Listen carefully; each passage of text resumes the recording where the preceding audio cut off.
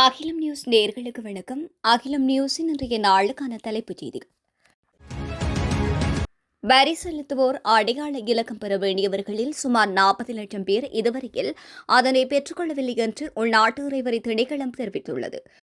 தற்போது வரை 13 மில்லியனுக்கும் அதிகமானோர் குறித்த இலக்கத்தை பெற்றுள்ளதாகவும் 18 வயதுக்கும் மேற்பட்ட அனைத்து குடிமக்களும் கட்டாயமாக இந்த இலக்கத்தை பெற்றிருக்க வேண்டும் என்றும் நாட்டில் சுமார் 17 மில்லியன் பேர் இந்த இலக்கத்தை பெற்றுக்கொள்ள வேண்டிய நிலை காணப்படுவதாகவும் திணைக்களம் தெரிவித்துள்ளது.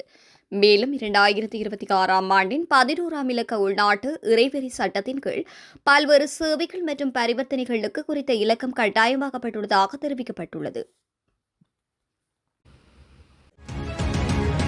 கல்வி பொதுத்தராதர சாதாரணதர பரீட்சை பெறுபேறுகள் வெளியாவதில் தாமதம் ஏற்படும் என்று பரீட்சை திணைக்களம் அறிவித்துள்ளது. பெறுபேறுகளை ஜூன் மாதம் 15ஆம் தேதி வெளியிடுவதற்கு முன்னர் திட்டமிடப்பட்டிருந்த நிலையில் பெறுபேறுகளை தயாரிக்கும் பணிகள் தற்பொழுது இறுதி நிலையை எட்டியுள்ளதாக பரீட்சைகள் திணைக்களத்தின் பேச்சாளர் ஒருவர் தெரிவித்துள்ளார். எதிர்வருகின்ற 2 வாரங்களுக்குள் பெறுபேறுகள் வெளியிட எதிர்பார்ப்பதாகவும் திணைக்களம் தெரிவித்துள்ளது. அதிவேக நெடுஞ்சாலைகளில் ஆசனப்பட்டி அணியாத வாகன சாரதிகள் மற்றும் பயணிகள் மீது சட்ட நடவடிக்கைகள் எடுக்கப்படும் என்று வீதி பாதுகாப்பு தொடர்பான தேசிய சபை அறிவித்துள்ளது. முழு நாடுமே ஒன்றாக தேசிய செயற்பாடுகின்ற தொனிப்பொருளின் கீழ் நாடளாவிய ரீதியில் முன்னெடுக்கப்பட்டு வருகின்ற விசேட போதைப்பொருள் ஒழிப்பு திட்டத்திற்கு அமைய நேற்று முன்தினம் மாத்திரம் 926 சந்தேக நபர்கள் போலீசாரினால் கைது செய்யப்பட்டுள்ளனர். கடந்த அக்டோபர் மாதம் 30ஆம் தேதியிலிருந்து தொடர்ச்சியாக முன்னெடுக்கப்பட்டு வருகின்ற குறித்த தேசிய திட்டத்தின் கீழ் நேற்று முன்தினம் நாடு முழுவதும் சுமார் 928 விசேட சுற்றுவளைப்பு நடவடிக்கைகள் போலீசாரினால் முன்னெடுக்கப்பட்டிருந்தன.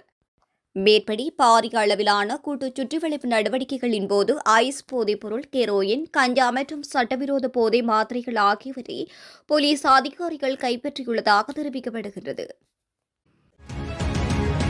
காற்றில் இருப்பவர்கள் டெங்கு பாதிப்பு இருக்கலாம் என்று சந்தேகித்தால் உடனடியாக சிகிச்சை பெறுமாறு தேசிய டெங்கு கட்டுப்பாட்டு பிரிவு தெரிவித்துள்ளது. பொதுமக்களுக்கு அவசர எச்சரிக்கை இது தொடர்பில் விடுக்கப்பட்டுள்ளது. நாட்டின் பல பகுதிகளில் டெங்கு நோய் வேகமாக பரவி வருவதாகவும் அறிவுறுத்தப்பட்டுள்ளது. இது தொடர்பில் தேசிய டெங்கு கட்டுப்பாட்டு பிரிவின் இயக்குநர் வைத்தியர் கபில கன்னகர தெரிவிக்கும் போது, காற்றில் இருந்தால் டெங்கு பாதிப்பு இருக்கலாம் என்று சந்தேகித்தால் பொதுமக்கள் உடனடியாக சிகிச்சை பெற வேண்டும் என்று தெரிவித்திருந்தார். யாழ்ப்பாணம் செம்மணி மனித புதைகுழி அகழ்வு பணிகளில் 24வது நாளாக யாழ்ப்பாண நீதவான் நீதிமன்றம் மேலதிக நீதவான் முன்னிலையில் நேற்று நடைபெற்றது. நேற்றைய தினம் நடைபெற்ற அகழ்வு பணிகளின் போது 7 எண்புக்கூடுகள் அகழ்ந்தெடுக்கப்பட்டுள்ளதாகவும் மேலும் 2 எண்புக்கூடுகள் அடையாளம் காணப்பட்டுள்ளதாகவும் சட்டத்தரணி பி. நிரஞ்சன் தெரிவித்துள்ளார். இவற்றில் 4 எண்புக்கூடுகள் சிறுவர்களுடையதும் 2 வளர்ந்தவர்களுடையதும் 1 குழந்தையினதும் என்று அடையாளம் காணப்பட்டுள்ளதாக அவர் மேலும் சுட்டிக்காட்டியுள்ளார். இலங்கையின் பொருளாதாரம் மிக குறுகிய காலத்திற்குள் முற்றிலும் வீழ்ச்சியடைவதை காணக்கூடியதாக இருக்கும் என்று முன்னாள் ஜனாதிபதி ரணில் விக்ரமசிங்க தெரிவித்துள்ளார். ஐக்கிய தேசிய கட்சியின் செயற்குழு கூட்டத்தில் உரையாற்றும் போது அவர் இந்த விடயத்தை தெரிவித்துள்ளார். அத்தோடு தற்போது நாட்டின் போர் வீரர்களையும் மகா சங்கத்தினரையும் ஒழிப்பதற்கானதொரு ஆட்சியை நிலவி வருவதாக அவர் மேலும் குற்றம் சாட்டியுள்ளார். கண்டி நகரில் நிலவுகின்ற கடுமையான போக்குவரத்து நெரிசலுக்கு தீர்வாக லங்கா மெட்ரோ பஸ் திட்டத்தினை 2ஆம் கட்டத்திற்கு செயற்படுத்துவதற்கு திட்டமிடப்பட்டுள்ளது.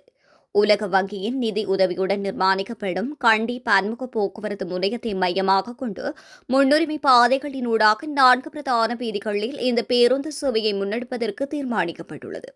இந்த நவீன மெட்ரோ பேருந்து திட்டம் டிஜிட்டல் தகவல் அமைப்புகள், பயணிகள் இலகுவாக பேருந்தில் ஏறுவதற்கான பிரத்யேக மேடைகள் மற்றும் ஸ்மார்ட் கார்டு தொழில்நுட்பம் போன்றவை சில அதிநவீன வசதிகளை கொண்டதாக அமைய உள்ளதாக தெரிவிக்கப்படுகின்றது. இலங்கையில் தற்போது பரவி வருகின்ற டெங்கு வைரஸானது கடந்த காலங்களுடன் ஒப்பிடுகையில் புதிய மரபணு மாற்றமடைந்த ஒரு வைரஸாக காணப்படுவதாக சுகாதார மற்றும் ஊடகத்துறை பிரதி அமைச்சர் காம்சக விஜயமுடி தெரிவித்துள்ளார்.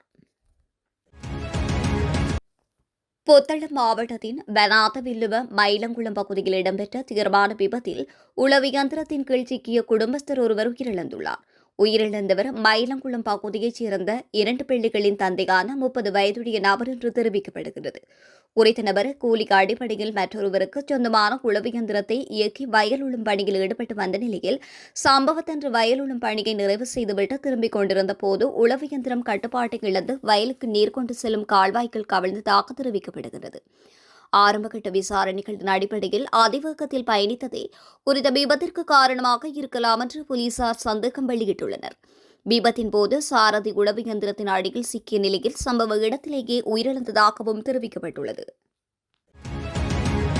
நாட்டில் நிலவும் எல்னினோ வானிலை மாற்றத்தின் தாக்கத்தினால் எதிர்வருகின்ற அக்டோபர் மற்றும் நவம்பர் மாதங்களில் வெள்ளப்பெருக்கு ஏற்படும் வாய்ப்புள்ளதாக வளிமண்டலவியல் திணைக்களம் எச்சரிக்கை விடுத்துள்ளது.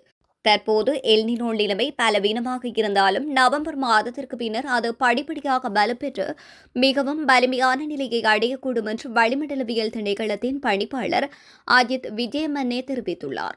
மேலும் டிசம்பர், ஜனவரி மற்றும் பிப்ரவரி மாதங்களில் எல்னினோ தாக்கம் மேலும் அதிகரிக்கும் சாத்தியம் 60% மேலுள்ளதாக அவர் குறிப்பிட்டுள்ளார். பாமனுகம உஸ்பெட்டகொய்யாவ கடற்கரையில் அடையாளம் தெரியாத நபர் ஒருவரின் சடலம் மீட்கப்பட்டுள்ளது. குறித்த சம்பவம் நேற்றைய தினம் இடம்பெற்றுள்ளதாக தெரிவிக்கப்பட்டுள்ளது. உஸ்பெட்டகொய்யாவ கடற்கரையில் அடையாளம் தெரியாத நபர் ஒருவரின் சடலம் கரையொதுங்கிக் கொண்டதாக பாமனுகம போலீஸ் நிலையத்திற்கு கிடைத்த தகவல்களின் பேரில் விசாரணைகள் ஆரம்பிக்கப்பட்டுள்ளன. உயிரிழந்தவர் சுமார் 40 முதல் 45 வயது மதிக்கத்தக்க 5 அடி 3 அங்குலம் உயரமுடைய ஒரு ஆண் என்று தெரிவிக்கப்படுகிறது. தொலைபேசி ஒலிபரப்பு கோபுரங்களிலிருந்து கேபிள்களை திருடிய வழக்கில் தேடப்பட்டு வந்த 27 மற்றும் 34 வயதுடைய 2 சந்தேக நபர்களை ராகம காவல்துறையினர் கைது செய்துள்ளனர். குறித்த சந்தேக நபர்கள் நேற்று நடத்திய அதிரடி சோதனையின் போது கைது செய்யப்பட்டதாக காவல்துறையினர் தெரிவித்துள்ளனர். இவர்கள் ரத்து பஸ்வல மற்றும் கடவத பகுதிகளைச் சேர்ந்தவர்கள் என்று ஆரம்பகட்ட விசாரணைகளில் தெரியவந்துள்ளது. நாட்டின் 3 மாவட்டங்களுக்கு முதலாம் கட்ட மண் சரிவு எச்சரிக்கை விடுக்கப்பட்டுள்ளதாக தகவல் வெளியாகியுள்ளது. தேசிய கட்டட ஆராய்ச்சி நிறுவனத்தினால் நேற்று மாலை 4 மணி முதல் இன்றைய தினம் மாலை 4 மணி வரையில் செல்லுபடியாகும் வகையில் குறித்த எச்சரிக்கை விடுக்கப்பட்டுள்ளது. அதன்படி 3 மாவட்டங்களில் உள்ள பல பிரதேச செயலக பிரிவுகளுக்கு முதலாம் கட்ட மண் சரிவு முன்னெச்சரிக்கை விடுக்கப்பட்டுள்ளது. அந்த வகையில் கள்ளுத்துறை, நுவரெலியா, இரத்தினபுரி ஆகிய மாவட்டங்களுக்கு முன்னெச்சரிக்கை விடுக்கப்பட்டுள்ளது.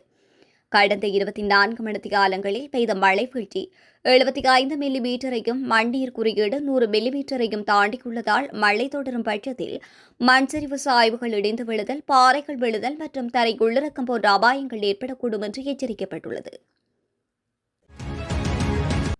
இலங்கையைச் சூழ்ந்துள்ள கடற்பகுதிகளில் அடுத்த 24 மணித்தியாலங்களுக்கு பலத்த காற்று வீசக்கூடுவதுடன் கடல் கொந்தளிப்பாக காணப்படும் என்று வானிலை அவதானிப்பு நிலையம் எச்சரித்துள்ளது. கொழும்பிலிருந்து காலியூடாக கம்பாதோட்டை வரையிலான கடற்பரப்புகளில் பல இடங்களில் மழையோ அல்லது இடியுடன் கூடிய மழையோ பெய்யக்கூடும் என்று தெரிவிக்கப்பட்டுள்ளது. தீவைச் சுற்றியுள்ள கடற்பகுதிகளில் காற்றானது தென்மேற்கு திசையிலிருந்து மணிக்கு 30 தொடக்கம் 40 கிலோமீட்டர் வேகத்தில் வீசக்கூடும். திருகோணமலையிலிருந்து காங்கேசன்துறை, மன்னார், கொழும்பு மற்றும் காலிக்கூடாக பொத்துவில் வரையான கடற்பரப்புகளில் காற்றின் வேகம் அவ்வப்போது மணிக்கு 50 முதல் 60 கிலோமீட்டர் வரை அதிகரிக்கக்கூடும். இதன் காரணமாக மேற்குறிப்பிட்ட கடற்பகுதிகளில் அவ்வப்போது மிகவும் கொந்தளிப்பாக காணப்படுவதுடன் தீவைச் சுற்றியுள்ள ஏனைய கடற்பகுதிகள் ஓரளவு கொந்தளிப்பாக இருக்கக்கூடும். மன்னாரிலிருந்து கொழும்பு, காலி மற்றும் ஹமாந்தோட்டை ஊடாக பொத்துவில் வரையான கடல் பகுதிகளில் அலைகள் சுமார் 2.0 முதல் 2.5 மீட்டர் வரை உயரம் எழும்பக்கூடும் என்று கணிக்கப்படுகிறது.